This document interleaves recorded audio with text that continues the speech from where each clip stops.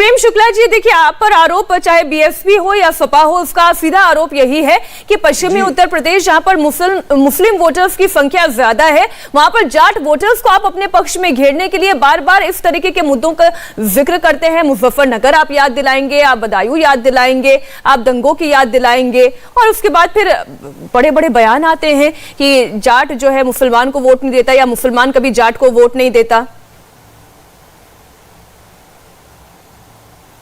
मीनाक्षी जी, एक सड़ा हुआ बाबरी ढांचा ढह गया था और श्रीमान मुलायम सिंह यादव और उनके चेले आजम खां 2017 तक छाती पीट रहे थे।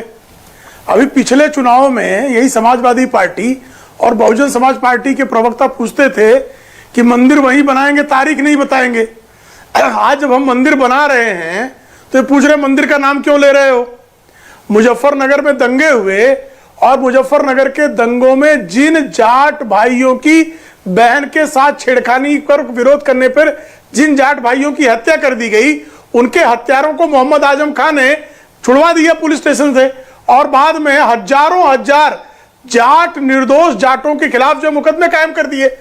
भारत के सर्वोच्च न्यायालय ने पाया कि मुजफ्फरनगर में दंगाई मुसलमानों के खिलाफ कोई कार्रवाई नहीं हुई, पीड़ित मुसलमानों को जो है आपने मुआवजा दिया, और जो हिंदू और उसमें विशेष करके जाट जो पीड़ित थे उनको मुआवजा तक नहीं दिया।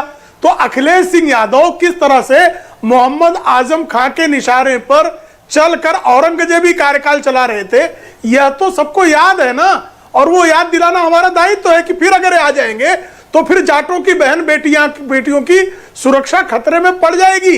हिंदुओं के घरों में लौ जिहाद करने वाले यही तो आप पर आरोप लग रहा है कि आप इतिहास तो याद दिला रहे हैं, खुल्लम खुल्ला प्रश्रय देंगे। ठीक है, लेकिन प्रेम शुक्ला जी, आप पर आरोप ही तो ये लग रहा है कि आप बार बार इतिहास याद दिला रहे हैं। वर्तमान बताइए। अच्छा प्रश्न है, वर्तमान भी आपको याद दिलाते हैं?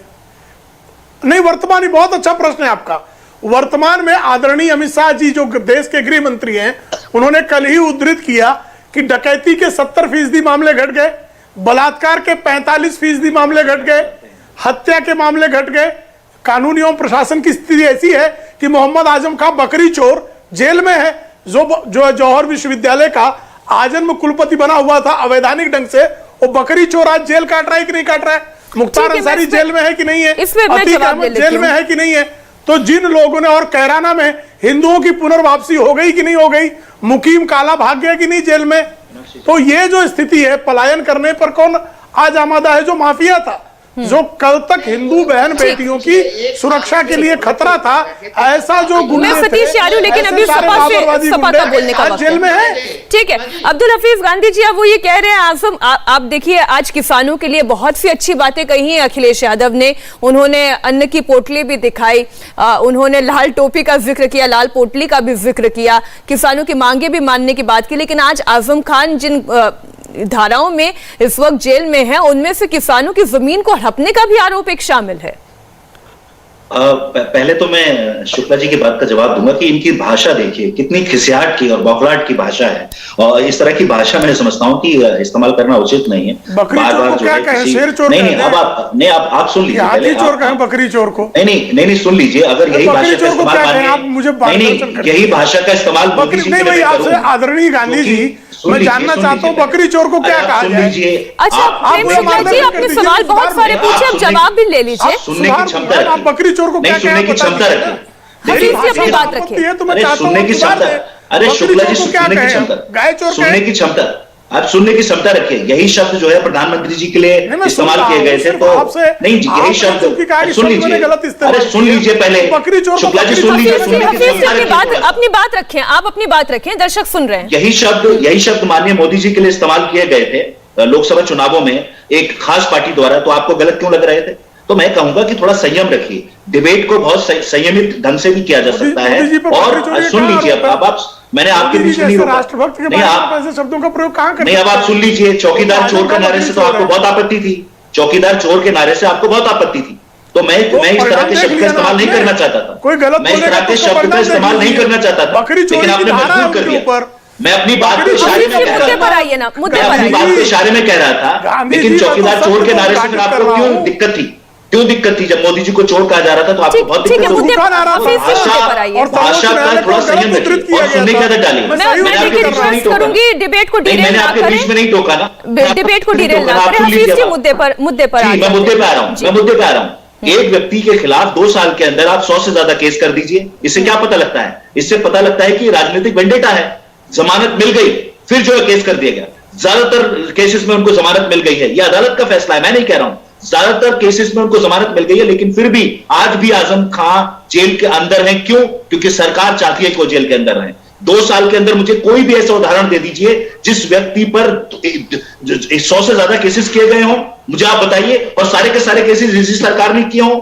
पहले क्या उन व्यक्ति पे केसेस नहीं होने चाहिए थे? तो अगर आप केस पे केस ला देंगे तो इससे साफ मैसेज जाता है कि ये आपकी राजनीतिक द्वेष की भावना है जो आप निकालना चाहते हैं। दूसरी बात, आपने बहुत बड़ी बड़ी बातें कही। मैं आपसे सीधा प्रश्न कर रहा हूं। जाट समुदाय की 2014 से, और आपने ये वादा किया था 9 राज्यों में सेंट्रल लिस्ट में ओबीसी में उनको रिजर्वेशन देने की बात है, आप नहीं दे पा रहे हैं। बड़े बड़े जुमलागिरी करेंगे, बड़े बड़े जुमले फेंकेंगे इलेक्शन में, और उसके बाद जाट समुदाय की आपको चिंता नहीं है। अगर इतनी ही हिम्मत थी तो 250 लोगों को बुलाकर दिल्ली में क्यों मीटिंग करनी पड़ी आपको? और ज्यादातर उसमें बीजेपी के लोग थे, जो जाट समुदाय से थे, बीजेपी के लोग थे। आप हिम्मत नहीं कर पा रहे हैं वेस्टर्न उत्तर प्रदेश में जाने की। आपको दिल्ली में इसी बात को हम आगे बढ़ाते हैं। हफीज जी, तिवारी जी, मैं आपके पास आ रही हूं। अब देखिए, ये बात तो सही है कि 2014 में जो लहर चल रही थी वो आप अलग गिन लीजिए, फिर 2017 में जो सामाजिक समीकरण बिठाने में भारतीय जनता पार्टी कामयाब रही वो एक अलग ताकत थी बीजेपी की।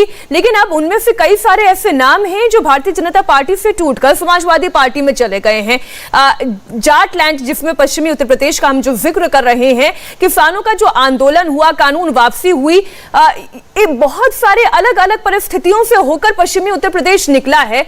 आपको लगता है कि ये अब वो चुनाव नहीं है जो 2017 में था या 2014 में था या 2019 में भी था? अब परिस्थितियां बिल्कुल बदल चुकी हैं। देखो मीनाक्षी, मैं आपके इस राजनीतिक किसी भी विमर्श पर कोई चर्चा नहीं करूंगा, राजनीतिक कोई बात नहीं करूंगा। मैं इतना कहना चाहता हूं कि उत्तर प्रदेश पूरे देश में सर्वाधिक जनसंख्या वाला प्रदेश है, पूरी एक प्रयोगशाला है उत्तर प्रदेश, और यहाँ से जो प्रयोग होते हैं वो सारे देश में स्थापित होते हैं। उत्तर प्रदेश में 2014 हो, 2017 हो, और उत्तर प्रदेश की जनता ने, उत्तर प्रदेश के समाज ने देश को प्रमुखता दी है। उत्तर प्रदेश की जनता ने धर्म को प्रमुखता दी है, सांप्रदायिक ध्रुवीकरण को प्रमुखता नहीं दी, धर्म को प्रमुखता दी है उन्होंने। और उत्तर प्रदेश की जनता ने विकास को भी प्रमुखता दी है। इसलिए जो विकास करेगा, यहाँ हम लोग बोल रहे हैं, हमारे गांधी जी बोल रहे हैं, हमारे प्रकाश जी बोल रहे हैं, लेकिन यहाँ हमारी बातचीत से विकास नहीं होगा। जो विकास है वो जमीन पर दिखाई पड़ेगा। लेकिन जब आप बार बार कहते हैं धर्म को प्रमुखता, तो आप ये कौन से धर्म की केवल बात करते हैं? क्या आप केवल हिंदू धर्म की बात करते हैं? मैं बता रहा हूं, हमारे यहाँ शास्त्रों में धर्म की पूरी एक परिभाषा है, और उस परिभाषा की धर्म की बात कर रहा हूं। धर्म यानी पूजा पद्धति नहीं है, धर्म यानी ढपोर संकी नहीं है, धर्म यानी वो जिसको विकास कहते हैं, धर्म यानी जो उत्कृष्टता को मापदंड पर ले जाता है, धर्म उसको कहते हैं। मैं उस धर्म की बात कर रहा हूं, मैं सांप्रदायिकता की नहीं बात कर रहा हूं, पूजा पद्धति की बात नहीं कर रहा हूं। बिना धर्म के कोई देश चल सकता है क्या? बिना धर्म के कोई समाज चल सकता है क्या? बिना धर्म के किसी की रक्षा हो सकती है क्या? बिना धर्म के कोई विकास हो सकता है क्या? मैं उस धर्म की बात कर रहा हूं। इंडिया टीवी हर वक्त हर जगह डाउनलोड करने के लिए सर्च करें India TV news Google play store या ऐप स्टोर पर।